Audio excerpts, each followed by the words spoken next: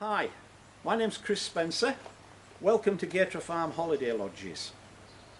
What we're doing now is we're making a short film that will serve as an introduction to you when you come to stay in one of our two lodges.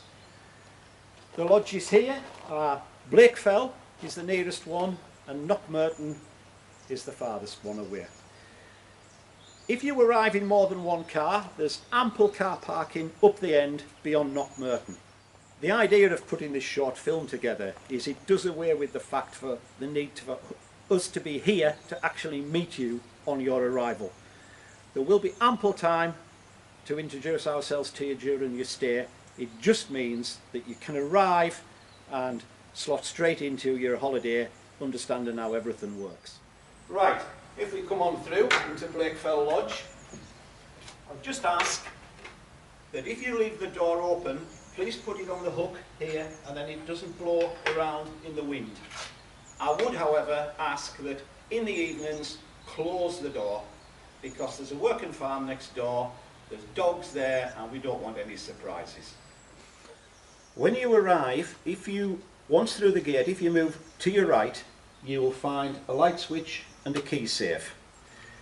If you're arriving at dark, switch the light on and it will be enough light to illuminate the key safe.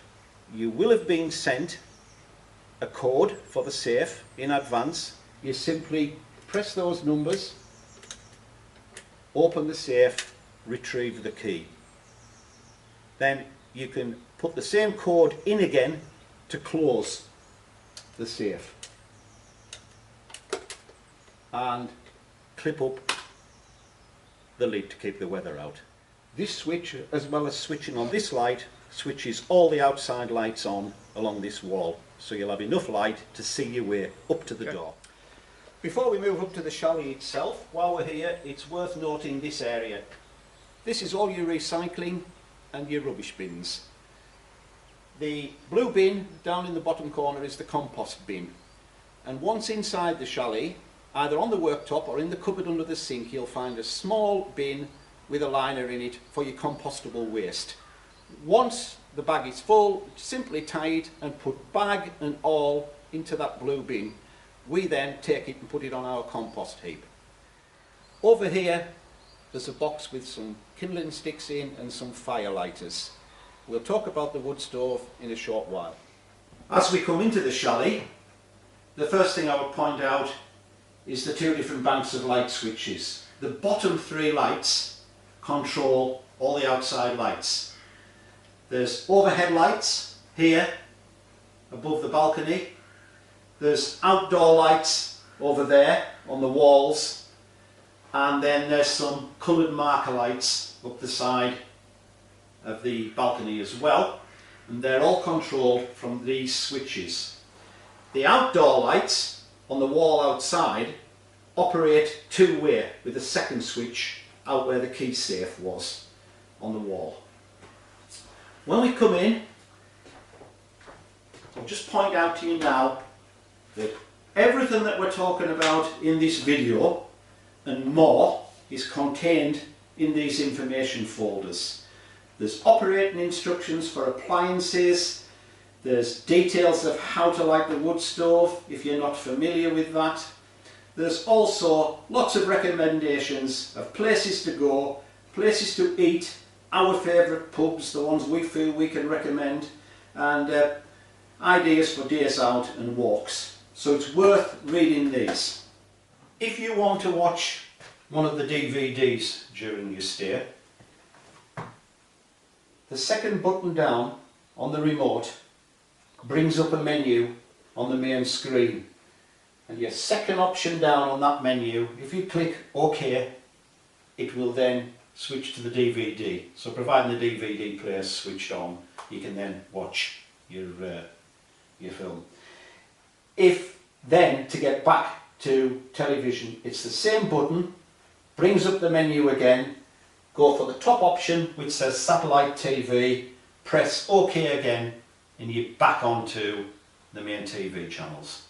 In the kitchen area we have a fridge, a freezer, a dishwasher here to the right of the sink, and there's plenty of storage space. You'll find all the pots, pans and everything you need in these cupboards. And I would just draw your attention to this cupboard here, because in here we have the drinking glasses, and at the back are the glass glasses, and if you follow what I mean, the plastic glasses here.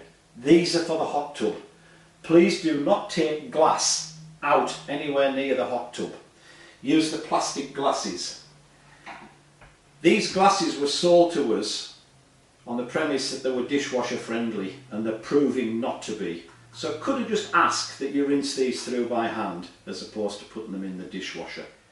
This cupboard beside the back door houses the heating controls on the wall, and it is a timed operation, and it's a little tabs out for the on periods, and there's a rocker switch beside it.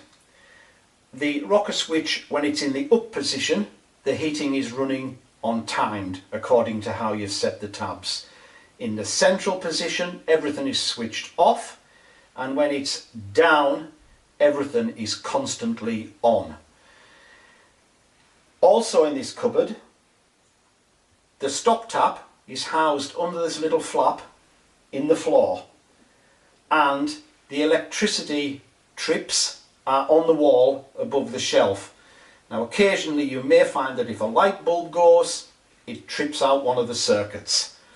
The circuits are all in the up position for on. If any are in the down position, it means they've tripped, and you simply move the switch up.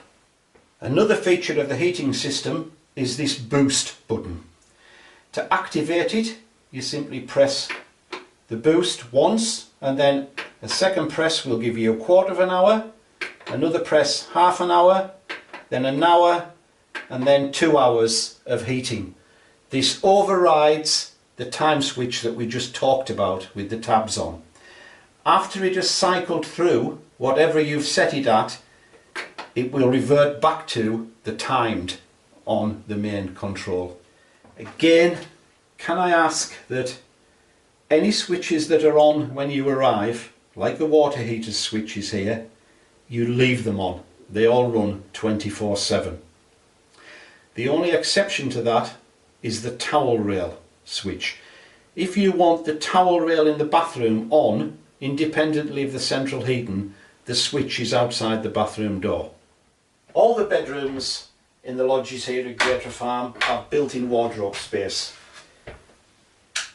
You'll find there's plenty of room, hanging room and shelf room for all your needs. We do provide additional blankets for the beds, should you find the need for them. And could I please ask that these blankets are kept solely for the use on the beds. If you feel that you're likely to need something to wrap yourselves in when you're sitting outside or whatever during your stay, maybe just bring some of your own blankets or your onesies or something. We have issues with laundering these if they've been used for anything else in the restricted time scales that we have between guests leaving and guests arriving. When you are ready to use the beds, could we just ask that you fold up the coloured sash and place it on one of the shelves in the cupboard along with the cushions. All the bedside lamps at the lodges are wired into the switches beside the beds. There's no need to go looking for little tabs underneath the lamps or on the flexes. Everything is wired in and operates off the switches. If you're taking your holiday through the winter months, we will provide some logs for the wood stove indoors. If you're taking your holiday during the summer season and you want to bring some firewood to enjoy the outside fireplace, feel free. You'll have worked out by now that we're shooting this film on a January day. If you're arriving in the summer months, this is an outside seating area. It'll be full of rattan furniture with cushions on, and importantly there will be a box to store the cushions. If you leave the cushions out and go away for the day and it rains, you don't need me to tell you what the consequences will be. If during your stay you need to do some laundry and make use of the washing machine in the chalet, this area here is where the rotary dryer will go. If it's not in position when you get here, you'll find it stored in this cupboard here. Also in here are the trips for all the electricity, the lights and everything in the sauna building. If a bulb goes, it could trip out the electric. You will find the consumer unit above the hot water cylinder in this cupboard. All the switches up for the on position. If they've tripped, they'll be down. You simply need to switch them up.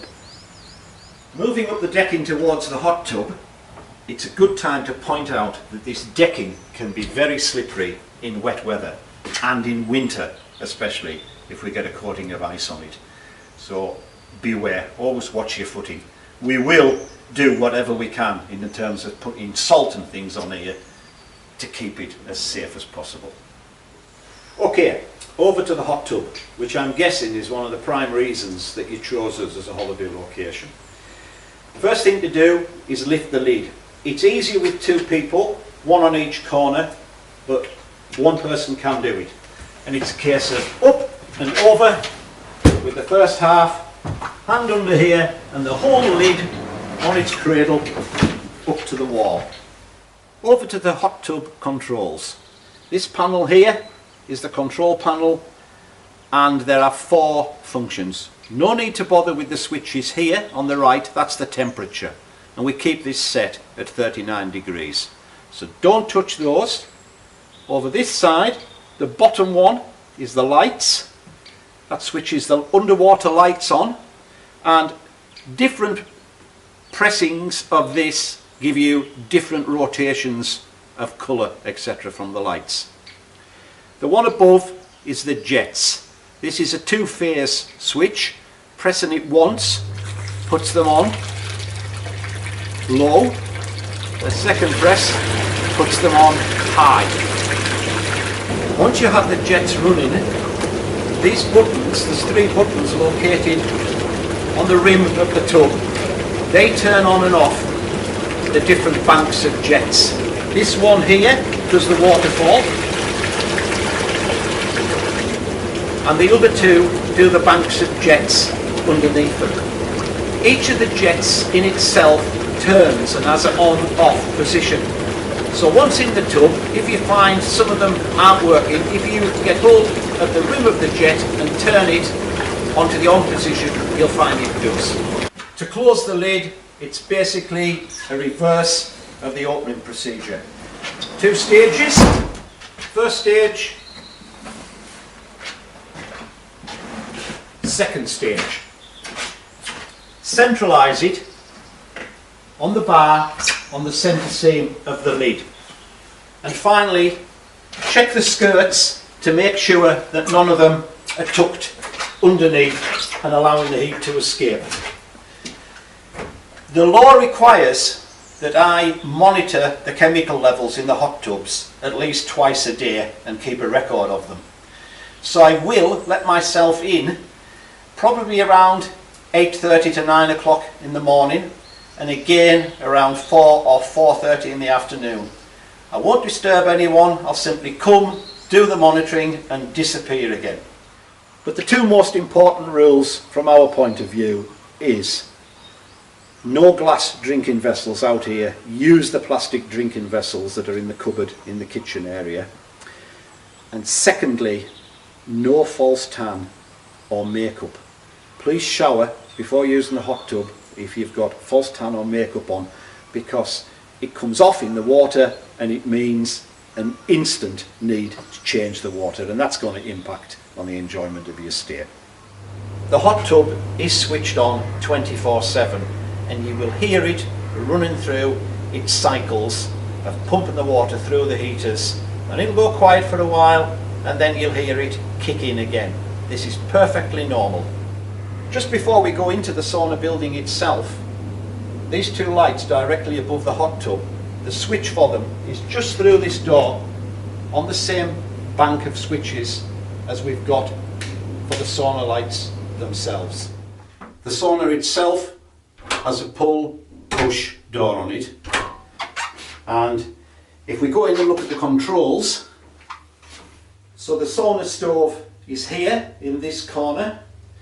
There are two dials on the right hand side of the sauna stove. The first is a timer, and if we turn it until the number 4 at the end of the white section is right up at the top, that will give you 4 hours of sauna time. It does do a lot more than this. You can go for a walk and actually set it to be on for when you get back, and the full instruction to the sauna is situated on the end of the seating outside here in the changing area. But suffice to say that while you're here, set that at number 4. The second of the dial is your temperature control. All you need to do is turn that to the mid-range, and I'm sure you'll find that comfortable in terms of temperature while you're in here.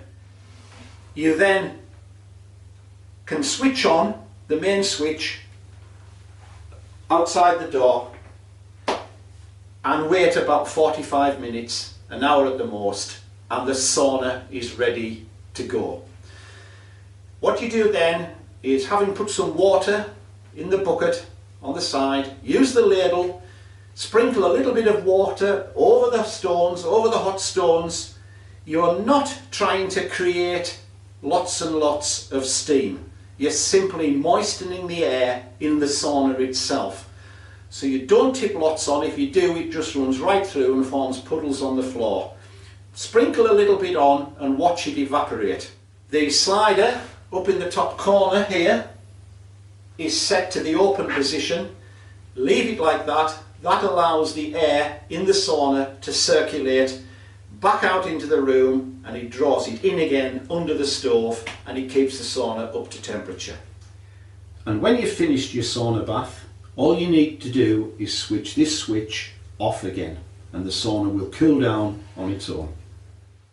Lastly, I would just ask that any switches that are on when you arrive for your holiday, will you please leave them on. All the towel rails and the water heaters stay on 24/7. And down by the door here is the switch to the hot tub. Please don't switch the hot tub off. We did talk earlier that it was on all the time and it runs through its own cycles. In both chalets, the sauna buildings do have a second shower, wash basin and loo. So if your holiday consists of a larger party and the bathroom in the main chalet is in big demand, there's some overspill room here. I will say that this shower door is a little tricky in that you've got to make sure the top is engaged till you hear the click to close it properly.